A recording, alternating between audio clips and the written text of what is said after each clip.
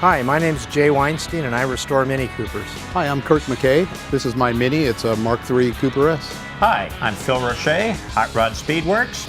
And I'm Jay Bainan. Today we're going to talk about restoration. We specialize in Corvette and muscle cars and 55 Chevys and things like that. Restoration, many things to many people.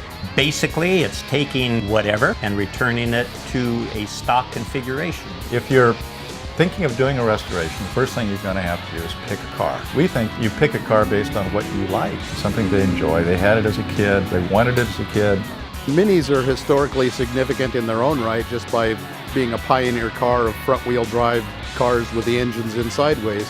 This particular car is a Mark III Cooper S. The Mark IIIs were the last of the original Cooper S's ever made until the 90s when Austin Rover brought them back again.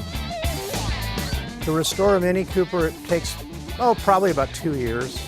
And you try to have a car that at least has one of the three things that's still in good shape. The paint and body, the interior, or the mechanical.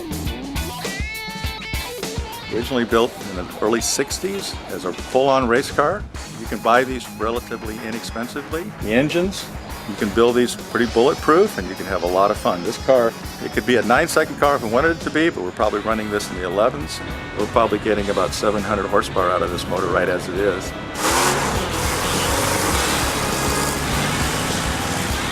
To restore a Cooper S, it can cost probably about $30,000. I did my own body work, did my own engine work, with the exception I had to pay to have the interior done. But it depends on how much you do yourself as far as how much your project is going to cost overall. It's a fun endeavor. We do warn people that it can be expensive and it's going to take a while.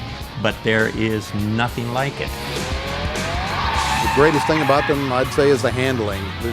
They handle like a go-kart. They go around corners like they're on rails. They're just a blast to drive.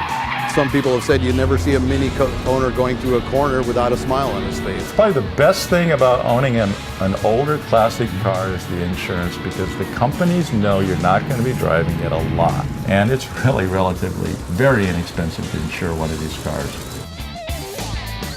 If you restore a Mini Cooper correctly, you could drive the car anywhere. When they were new, you drove them, you raced them, you had a lot of fun with them. You can tune a Mini for economy and get 50 miles to the gallon. They're a great car for these times.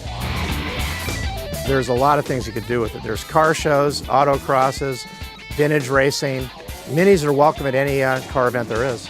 And a lot of these clubs will take you up to a local racetrack where you get to take it out and exercise it. And then there's just cruises. The restored vehicle is a common meeting place. But those who take this on have to understand that this is a major endeavor.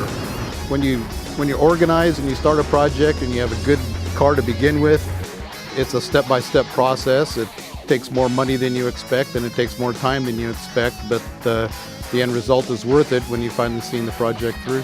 Everything about the car is like a brand new car, if not better. It's a fun ride.